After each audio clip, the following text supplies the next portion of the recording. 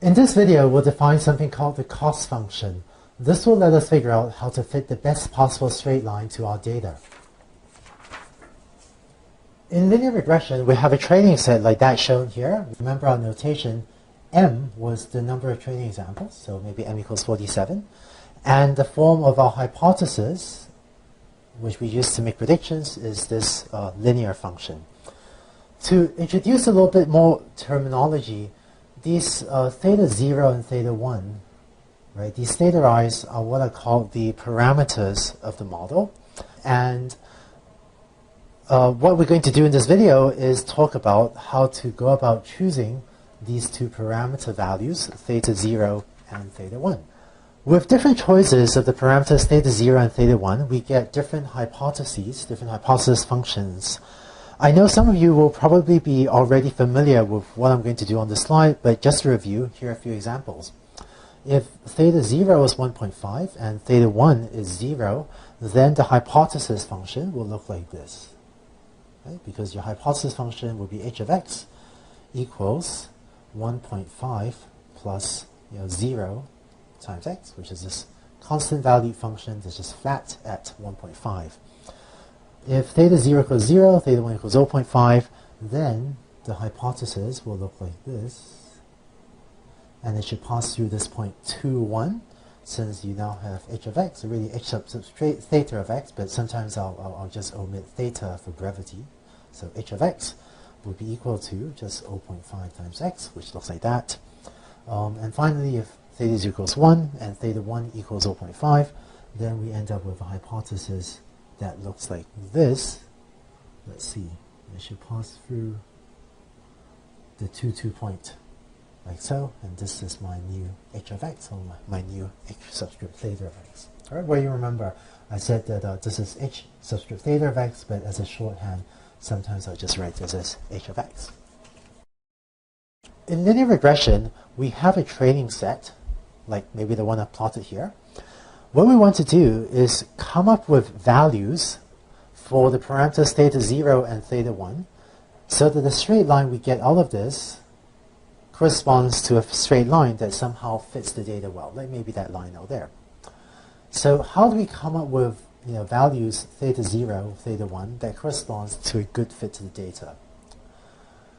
The idea is we're going to choose our parameters theta 0, theta 1 so that h of x, meaning the value we predict on inputs x, that this is at least close to the values y for the examples in our training set, for our training examples. So in our training set, we're given a number of examples where we know x, the size of the house, and we know the actual price it was sold for. So let's try to choose values for the parameters so that at least in the training set, given the x's in the training set, we make reasonably accurate predictions for the y values. Let's formalize this. So in linear regression, what we're going to do is I'm going to want to solve a minimization problem. So I'm going to write minimize over theta 0, theta 1. And I want this to be small, right? I want the difference between h of x and y to be small. And one thing I might do is try to minimize the squared difference between the output of my hypothesis and the actual price of a house. Okay? So let's fill in some details. You remember that I was using the notation xi comma yi to represent the ith training example. So what I want really is to sum over my training set, sum from I equals 1 to m, of the squared difference between, this is the prediction of my hypothesis when it is input the size of house number I, right, minus the actual price that house number I was sold for. And I want to minimize a sum over my training set, sum from I equals 1 through m, of the difference, of the squared error, squared difference between the predicted price of a house and the price that it was actually sold for. And just to remind you of your notation, m here was the size of my training set, right? So the m there is my number of training examples. Right? That hash sign is the abbreviation for number of training examples. Okay?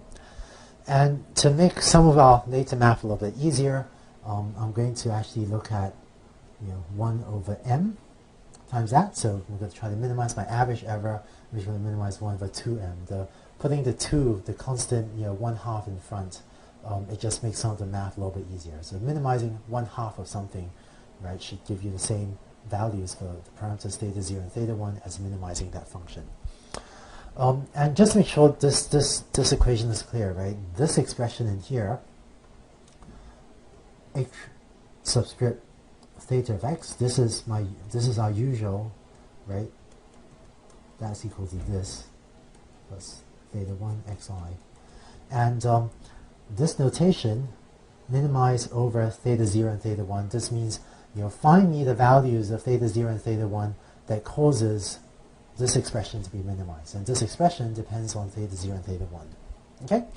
So just to recap, we're posing this problem as, find me the values of theta 0 and theta 1 so that the average, or really 1 over 2m times the sum of squared errors between my predictions on the training set minus the actual values of the houses on the training set is minimized. So this is going to be my overall objective function for linear regression.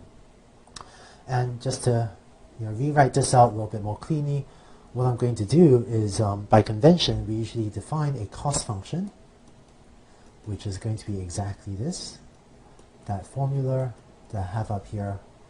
And what I want to do is minimize over theta 0 and theta 1 my function j of theta 0 comma theta 1, where just write this out. This is my cost function. So this cost function is also called the squared error function, or sometimes called the squared error cost function. And it turns out that why do we take the squares of the errors? It turns out that the squared error cost function is a reasonable choice and will work well for most problems, for most regression problems. There are other cost functions that will work pretty well, but the squared error cost function is probably the most commonly used one for regression problems. Later in this class, we'll talk about alternative cost functions as well, but this choice that we just had should be a pretty reasonable thing to try for most linear regression problems. Okay, so that's the cost function. So far, we've just seen a mathematical definition of this cost function, and in case this function j of theta 0, theta 1, in case this function seems a little bit abstract and you still don't have a good sense of what it's doing, in the next video, in the next couple of videos, I'm actually going to go a little bit deeper into what the cost function j is doing and try to give you better intuition about what it's computing and why we want to use it.